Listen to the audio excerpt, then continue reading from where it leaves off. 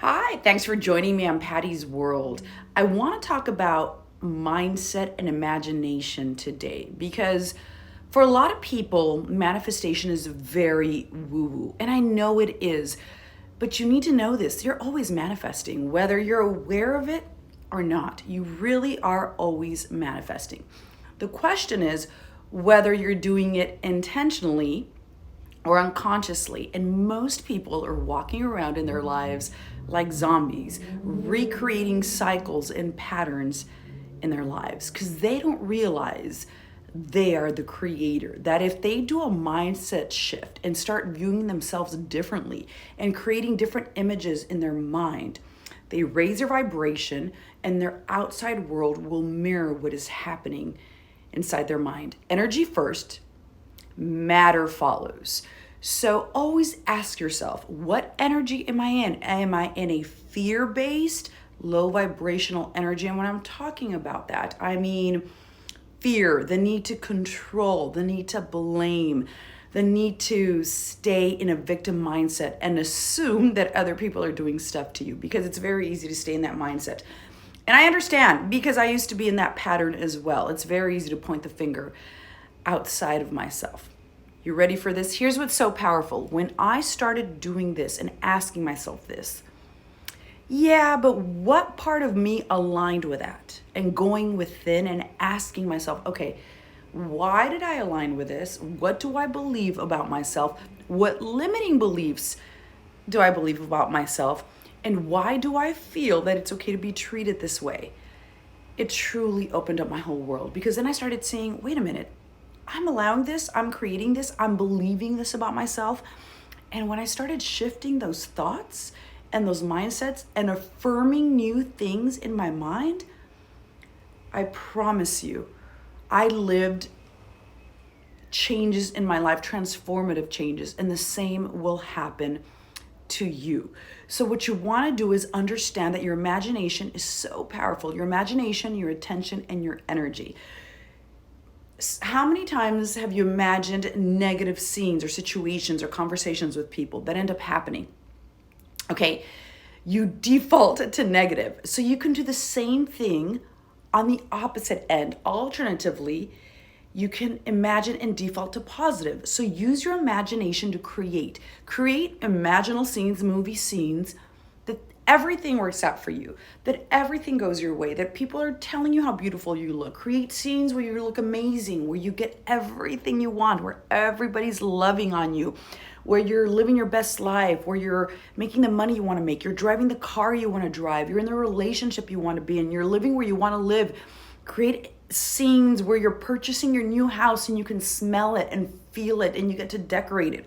That's what you need to do, and that's what you need to engage your imagination in. And you persist in that and you reaffirm that over and over and over. And I've heard people say affirmations don't work. They do, and I believe they do because they worked for me.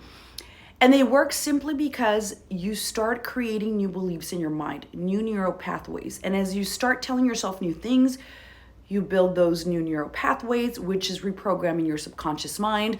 Essentially, your default patterns, which most of us operate in default patterns and habits, are reprogrammed because you're believing new things. Instead of saying, I'm not worthy and no one loves me, you've reprogrammed that to constantly be on default, telling yourself, I'm always worthy and everybody loves me. Everybody loves to be around me because I'm so magnetic.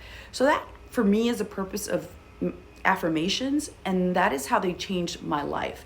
But it's always engaging your imagination, feeling as if what you want when you're in your imagination.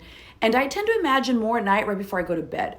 I have changed that approach. Before I go to bed, I'm dreaming of my desires and living from the place of already having what I want and the person who is the ideal version of myself in every capacity. I fall asleep, and in the morning and the rest of the day, I'm reaffirming gratitude because I know it's already done. No need to worry, no need to be checking. And when I see myself being triggered by something, I'm very good about it now because I've practiced it. It's just practice. I take a pause. I think, oh, no. This is based on an old belief, an old self-image of myself, an old self-concept. I'm not that girl anymore because I choose me. I put myself first. I'm on the pedestal. I make choices for me and I get everything I want. Because I get everything I want and everything always works out for me and everything always works out for my benefit. The universe is rigged to give me everything I want and for my benefit. And it works out better than I expected. And I stay in that better than I expected. It works out better than I expected. And I always get what I want. So let me tell you that it always comes back to you, your imagination, your beliefs, your emotions. And here's something I'm going to let you in on. If you're operating from a need to control or micromanage or fear-based, and look at the people around you, if you see them operating out of fear or control or micromanaging, that is because they're coming from a place of lack. It's very, very fear-based. It's low vibrational energy. They don't trust themselves as a creator, and they don't trust the universe. So they feel like they need to control their outside world.